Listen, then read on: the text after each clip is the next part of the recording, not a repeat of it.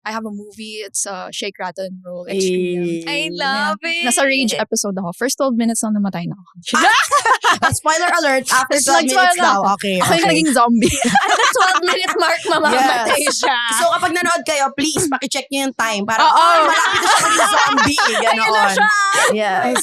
But I love that. So, 10 years in the modeling industry and now you're Yes. exploring other things. Yes. Very clear yung no? Kasi para kay Erica nun, no na agad dun sa So, sinimulan mo naligwa pa ka lang. agad eh. Oo. Ikaw, like, matagal na yung call mo para maging Actually, model? Like, dream mo ba yun as a child? Never And ko siya then- na-dream. Ah, okay. Dream ko lang talaga mag-fashion. As in, gusto ko Okay. maging designer or stylist. Oh, more Tapos, behind the scenes. Very behind the scenes. Like, mahiyaan talaga ako. Ayoko talaga like maging in front of the camera. Okay. So, around 15, dun ako na-discover ng isang PMAP. I'm also part of PMAP, Professional Models Association of the Philippines.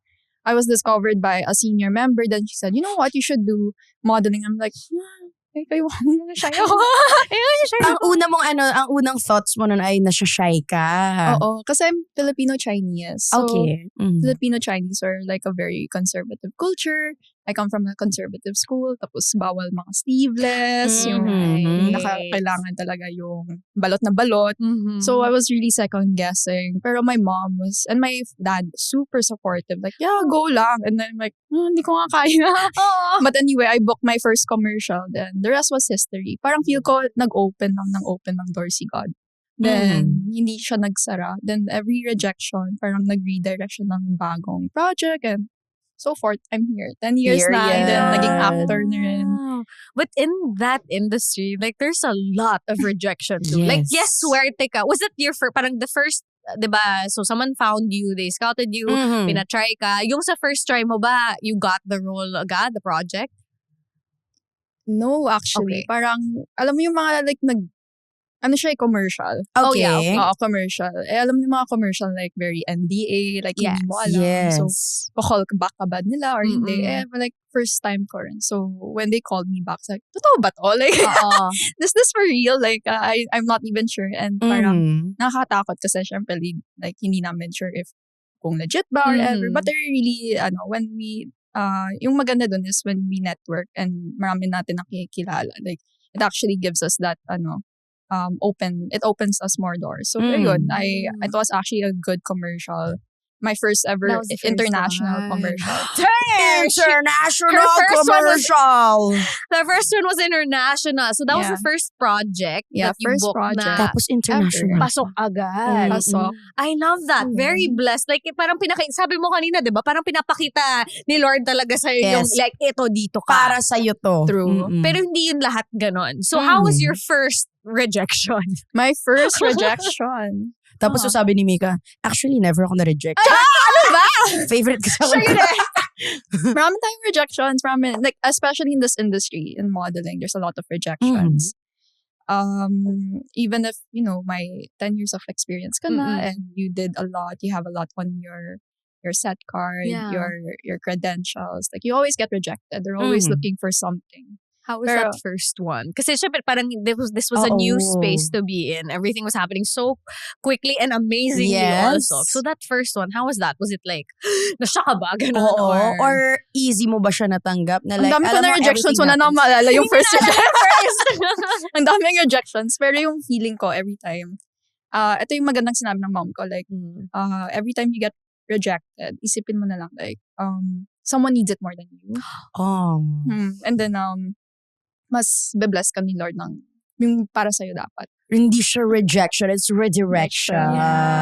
But I also Yes. like how sinabi yun ng mom niya and framed it in a way na parang natututunan naman natin Yes. eventually na yung para sa atin ay para sa atin. But I love that grace, that allowing na merong it's for someone who might need it more at this moment. Ito yung moment niya, bigay mo na muna sa kanya para kasi darating din dumating ngayon sa kanya agad-agad eh. And it's nice na nanggaling kay mom niya. Kasi syempre, di ba yung mommies natin, sila talaga yung mga unang gagabay sa atin. And it's nice na even at an early age, sinabi niya na sa'yo yung ganong reality na if hindi to mangyari for you, para to sa iba. Nakatadhana to para sa iba. Love that. Shout out kay mommy. Yes, thanks, Mommy. Mom. Kay Mommy Reyes.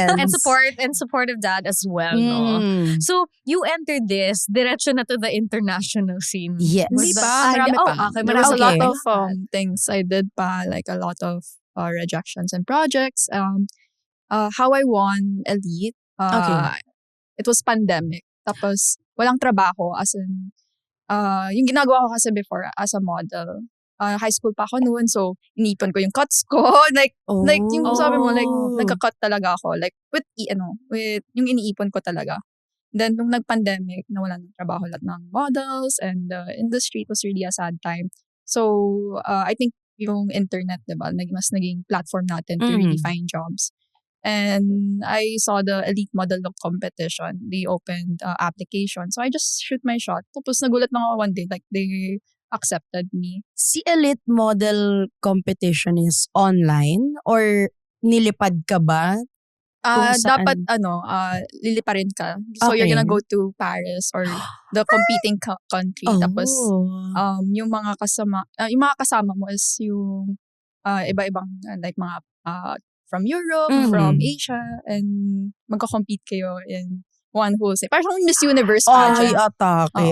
Meron siya sa YouTube na. Were you the only Filipina? Yeah. Oh, so scared. Sorry! Pasensya na! Oh my gosh! How was that? Parang coming into it, like, did you know how big it was? Kasi Yes. first I time, didn't know how big it was. Kala ko fake nga yung email eh. Ah. Like, Sabi, akala ko nga, hindi totoo si Kendall. Oo. So, this was in pandemic. You were high school. May nag-email sa'yo na you got in. Yeah. And then nilipad kayo to Paris. Tama ba? Oo, tama. And then gaano kayo katagal nagko-compete sa Paris? Di kami nilipad kasi nga pandemic. So, okay. So, we all did it online lang. Okay. And then how was that experience like? Weird talaga. Like, parang... kasi, I mean, like, masaya siya kasi you get to talk to everyone through Zoom. Okay. Pero that was the time everyone was shifting to Zoom. And how we held the competition was through online lang. Like, Oh my submissions, photo submissions. And we had to meet our mentors. Yung mentor ko si Coco Rocha. Oh, wow. My gosh. Yeah, I was able to speak to her one-on-one about branding, social media. Yeah. Iba yung perspective. Then she talked about placements and how to break an international modeling. Pero it was not the right time. It was pandemic. So yung mga shoots nun, parang because everything was closed at the time, like ano yun, sariling sikap ba yung mga shoots na to? Did you ask friends or people? I asked my siblings and my mom. Sa house lang ako nagpipicture. Support. Yes. Mom, picturean mo ako Baguio. dito, please. Okay. So, ganun yung atake nyo ng pandemic. I love it so much. Mahirap nung pandemic. As a model, nanalo ko yung bawal mag-shoot, di ba? Kailangan mag-swab. Yeah. Yes. Kailangan It was a lot. Yeah. may ano ka, ano yun, yung Moderna, you need your shots. Yeah. Hindi ka pa basta mag-shoot face mask, habang makeup. It's a really challenging time as a model. And creatives as well. Mga creatives. But around this time, high school ka pa lang nun. Actually, college na. College na. College Okay. na. Okay. Yung pina-online kami lahat. Right. Yeah. Pero how does it feel? Like, may na-feel ka bang pressure to represent? Kasi ikaw lang yung from the Philippines. And ginajuggle mo rin siya sa School. pag-aaral na online din to nangyayari. So, was there any pressure na shocks ako magre-represent ng Philippines? At totoo pala to. Or wala, or malay mo naman, Actually, biglang wala ka na nung feel na una pressure. talaga, di ko nga sure kung totoo ba to. Baka mamaya fake Right. email lang. Okay. Kasi nga first din to, no? This was like the Oo. first time it was done. Pero when they reached out to me, yung heads mismo ng Elite, they spoke to us. And, okay, legit pala. Okay pala, Tapos, ayun, I did the competition first before I won. Then, nung nanalo na ako, everyone was really shocked. I was shocked also na hindi ko rin makalain I would win an international competition. What happened then when yung awarding and when you won? Like, where were you? Sa bahay pa rin Sa ba? bahay!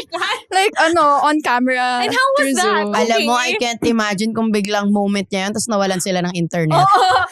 Diba? Me! Oo, tapos parang sila, Nag-freeze. sino kaya nanalo? Tapos hindi niya alam siya na pala yung nanalo, di ba? Pero how did it feel like nung in-announce na Philippines ang winner? Excited. Kasi parang the winner gets to model abroad. And I kahit ng love it pandemic so nun. So, much. nung nanalo ka, what happened then? Kasi, I flew to LA. I flew to New York to model. Wow. Pero the time I flew to LA and New York, it was the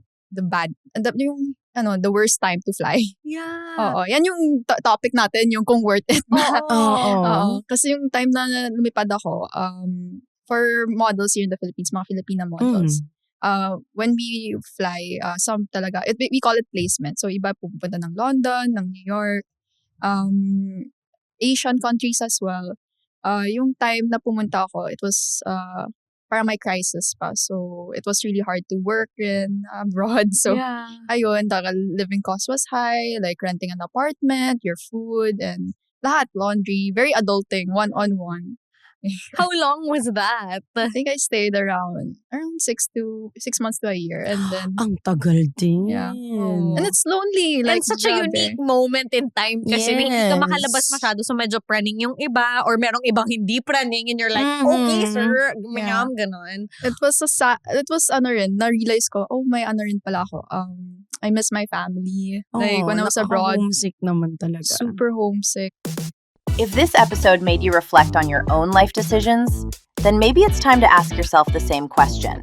Yung mga choices mo, career moves, love life, big risks, or even those random impulsive decisions. Worth it ba talaga? If you enjoyed this conversation, make sure to search and follow Worth It Ba on YouTube for the full episode. And if you have your own Worth It Ba moment, share it with us in the comments. Because at the end of the day, every choice comes with a story.